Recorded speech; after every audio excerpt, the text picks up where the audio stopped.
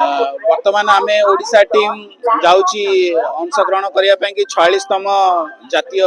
throwball championship रे एटा हमर 1 तारिख रु 4 तारिख पर्यंत मध्य प्रदेश स्थित भानपुर जिले में हम एथिरे प्राय भारत वर्ष रु 22 टी पुरुष दल और 22 टी महिला दल योगदान करेंगे एवं आमर मध्य ओडिशा एई उक्त टूर्नामेंट रे अंशग्रहण करबा हमर चयन प्रक्रिया मध्य हेइतिला श्रीकांत दत्त चयन प्रक्रिया लीड करथले एवं विभिन्न जिल्ला रु पिला सिलेक्शन पाई कि वर्तमान आमे यात्रा करिवु एवं आशा करूछु हम टीम सेटारे बहुत भल प्रदर्शन करिवु 22 टा टीम भारत वर्ष 22 टा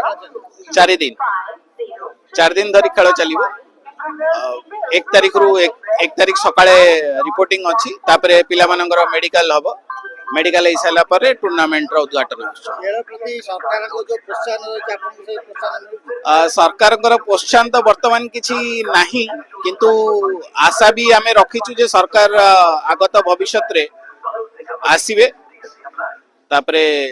योगदान करिवे प्रथमे तो आम निज आड़ू चेष्टा करछु जे एक भल परिस्थिति रे एवं टीम को सुदृढ़ भाव में तैयारी करी पोजिशन आणु राज्य को गौरवान्वित करने तापर निश्चय सरकार को सहयोग